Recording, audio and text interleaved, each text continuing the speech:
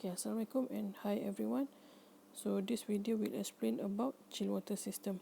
Okay, so for your information, this chill water system are used for bigger application.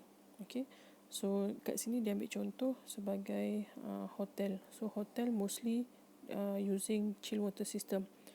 Sebab apa? Hotel we can control the temperature individually.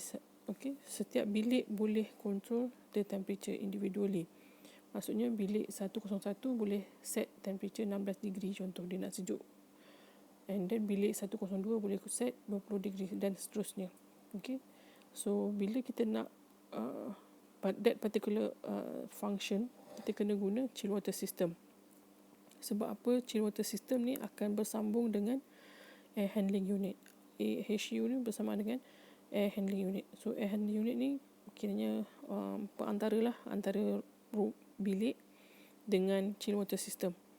So apa yang chill water system buat, kita tengok detail dekat chill water system.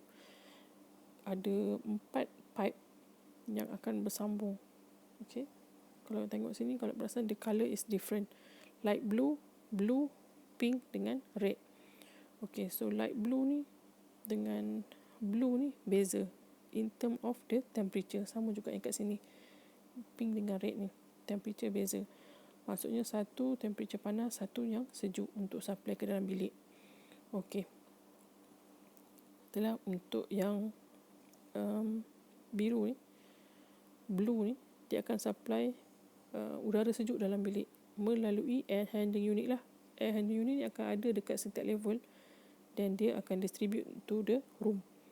And then yang light blue ni, okay, yang ini actually the higher temperature as compared dengan blue ni, where dia collect the heat from the room. Dia dah ada heat kat sini. So bila heat dia sampai dekat evaporator, evaporator yang dalam ni macam biasalah dekat dalam aircon, sama juga dia ada liquid refrigerant. So when the liquid refrigerant absorb the heat, bila dia terima je heat, dia akan transform into vapor. Okay, liquid refrigerant akan transform into vapor.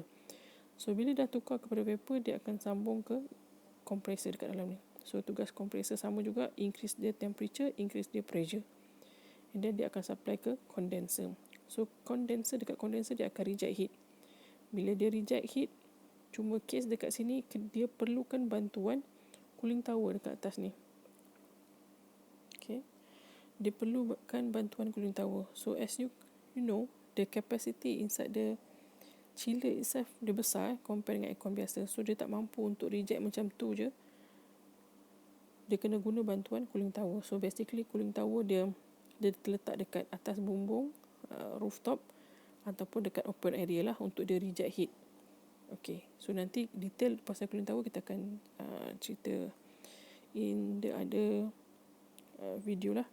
Okay, let's take back into chiller. So dia akan bantulah, cooling tower dia akan bantu untuk reject the heat. Okay, so let's say untuk yang merah ni, red colour ni, dia dah ada heat, hot water lah kat sini. Hot water dia akan supply ke cooling tower reject heat, and then supply balik air yang sejuk dalam ni. So air yang sejuk dalam ni bila masuk dekat coil, dekat condenser, terkena dengan vapor yang tadi kan, daripada compressor tadi.